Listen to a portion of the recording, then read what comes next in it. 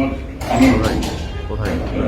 অনেকক্ষণ হয়ে গেছে, কিন্তু আমিও খুব সংক্ষিপ্তভাবে শেষ করছি। প্রথমত ভারত বাংলাদেশ সম্পর্কের বিষয়টা আসলে মূলত নদীর উপর আলোচনা হলেও বিষয়টা হচ্ছে ভারত বাংলাদেশ নিয়ে, এবং ভারত বাংলাদেশের মধ্যে নদী হচ্ছে একটি বিষয়। সুতরাং আমি বলে একটু ভারত বাংলাদেশ সম্পর্কটা একটু সামান্য ভাবে আলোচনা করি, এবং নদীর উপর দু চারটা কথা বলি। আমার কাছে কয়েকদিন আগে ভারতের 5 জন সাংবাদিক আসছে দিল্লি থেকে। তো ওরা 5 জন আমার সাথে দেখা করতে চায়, কথা বলতে চায় বাংলাদেশ ভারত সম্পর্ক নিয়ে। আমি বললাম ঠিক আছে। তো আমি ওনাদের সাথে বসলাম, 3 আলোচনা, আমি 2 ঘন্টার উপর আলোচনা হয়েছে। ওরা আমাকে জিজ্ঞেস করছে, তাইলে আপনি কিভাবে ফিল করেন বর্তমানে বাংলাদেশ ভারত রিলেশনশিপটা? আমি বললাম, দেখো, বাংলাদেশ ভারত রিলেশনশিপের মধ্যে যে ভারতের পক্ষ থেকে বাংলাদেশকে নিয়ে একটা ন্যারেটিভ আছে, এবং সেই ন্যারেটিভের মূল 2-3টা বিষয় আছে। সেটা একটা হচ্ছে সিকিউরিটি ইস্যু, যে বাংলাদেশ ভারতের মধ্যে security issue, they are very worried about ভারতের সিকিউরিটি। বাংলাদেশের মাধ্যমে তাদের সিকিউরিটি যে কিভাবে ক্ষতিগ্রস্ত হতে পারে, এই জন্য তারা খুব চিন্তিত ভারত। এটা হচ্ছে একটা সিকিউরিটি ইস্যু।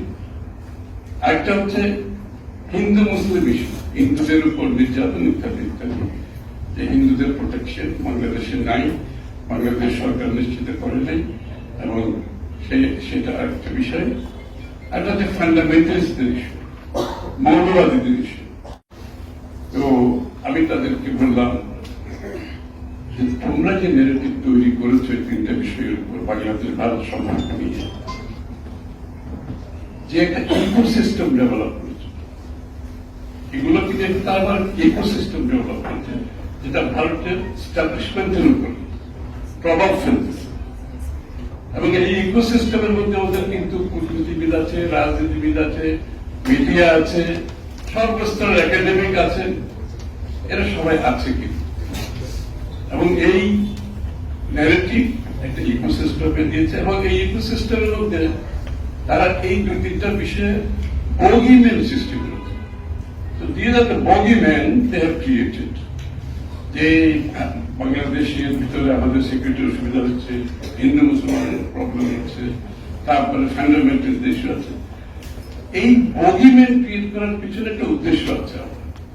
সেই উদ্দেশ্য হচ্ছে বাংলাদেশে একটি গোষ্ঠীকে, একটি ব্যক্তিকে, একটি দলকে অব্যাহতভাবে ক্ষমতায় রেখে তাদের স্বার্থ সিদ্ধি করা। This is the whole idea.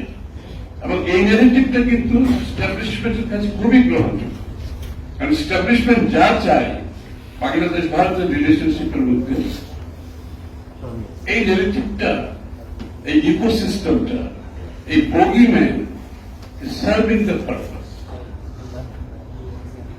তো আমি তাদেরকে বললাম, যদি বাংলাদেশ ভারত সম্পর্ক এগিয়ে যাওয়ার প্রয়োজন আপনারা মনে করেন, যাদের সাংবাদিক, you have to create a new narrative.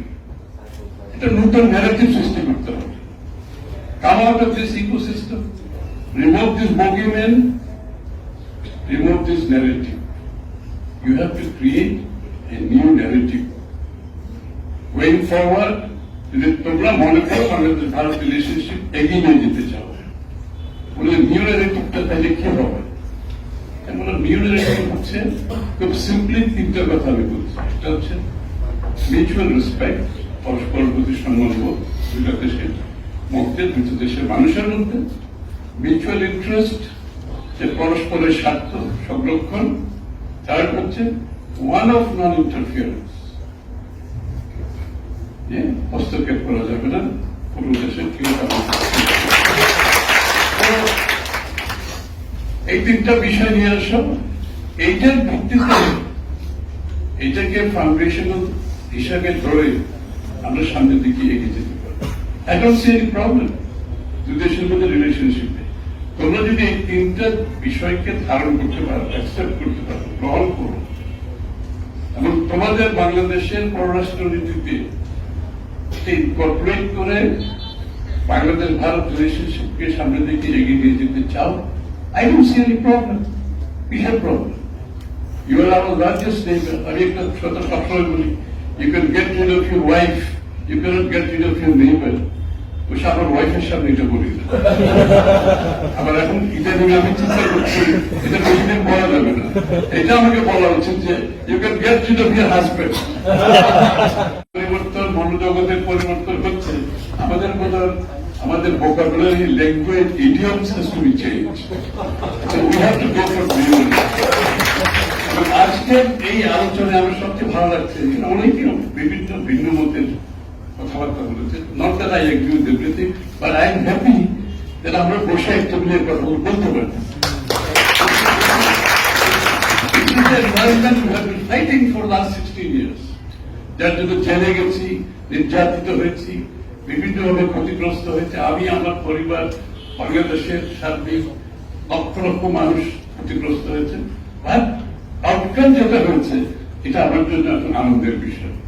এত স্যাক্রিফাইসের পরে আমরা আজকে যেটা যে জায়গায় এসেছি, আমি গ্ল্যাড অডিটোরিয়াম নিয়ে অনেক ইয়াং জেনারেশন আমি দেখতে পাচ্ছি, আবার অন্যরাও আছে।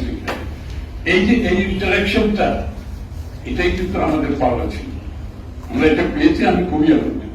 কামিং ব্যাক, যে নদীর প্রশ্নে আমার মনে হয় আমরা তো এই তিস্তা হয় না, এজেন্ডায় আসে না, আসে আবার আসে না, তারপরে আপনার ফারাক্কার পানি পাওয়া যাচ্ছে না, আমি অল সোর্স অফ ইস্যুস, কোনো কিছু সমাধান হয়নি। এগুলো তার বিস্তারিত আলোচনার দরকার নেই। সবাই বলেছে কিভাবে এই ইস্যুগুলো আমরা রিজলভ করতে পারিনি ভারতের সাথে। এবং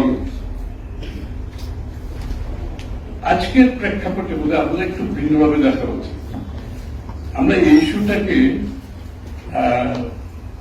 আবার ড্রয়িং বোর্ডে নিয়ে যাওয়া উচিত, এবং সেখান থেকে আমরা আলোচনা করা আসলে আমাদের এই যে নদীর পানির বন্টনের সমস্যা, ট্রান্সবন্ডের সমস্যাটা আমরা কিভাবে ফ্রেশলি অ্যাড্রেস করতে পারি। আমি মনে করি প্রথমে যেটা করা উচিত, যে ইন্টারন্যাশনাল ওয়াটার ল যেটা আছে, আমি জাস্ট কিছু লিখে এনেছি, সামথিং আপনারা সবাই জানেন, আমি ইচ্ছা করে লিখে এনেছি just to present before you, নিশ্চয়ই সবাই জানেন। আমাদের ইন্টারন্যাশনাল ওয়াটার ল যে বিষয়গুলো আছে, আমাদের নতুন করে আর্টিকুলেট করা উচিত। আমাদের ন্যারেটিভের মধ্যে যে নতুন ন্যারেটিভ ওদেরকে বলেছিলাম, নদীর ন্যারেটিভের মধ্যে এগুলো সব নিয়ে আসা হচ্ছে। যে ইন্টারন্যাশনাল ওয়াটার মধ্যে কি বলছে, provide an underlying legal framework to cooperate peacefully and use water resources that maximizes shared socio-economic and environmental benefits. This is one. Water is international water law that comprises international treaties, bilateral and multilateral basin agreements and principles. এখানে কিন্তু multilateral কথা বলছে, bilateral, multilateral, আমরা বলবো regional also is very important. অনেক বক্তারা বলেছেন যে সার্কের কথা বলেছেন, এবং রিজিওনাল এখানে ধরেন বাংলাদেশ ভারত এই সময় একটা বড় প্রবলেম হচ্ছে বাইল্যাটারালিজম। This is the European idea of bilateralism that's carried on. Then সবাই এটাকে ভারতের পক্ষে একটা ইস্যু, যেহেতু তাদের জন্য সুবিধা, সবাই কিন্তু বাইলাটারালিজমের, যদি মানে ইউরোপিয়ান টিউনের সাথে আজকের ভারতে যারা ক্ষমতায় আছে তারা অনেক কিছু এগ্রি করে না, কিন্তু বাইলাটারালিজম কিন্তু এগ্রি করে, because they are the largest power. এখানে তারা বড়, তাদের মাসেল পাওয়ার আছে। তখন আপনি একটা ছোট দেশের সাথে একটা এত বড় দেশের যখন বাইলাটারালি আপনি হ্যান্ডেল করবেন, capacity wise and so many ways, very difficult.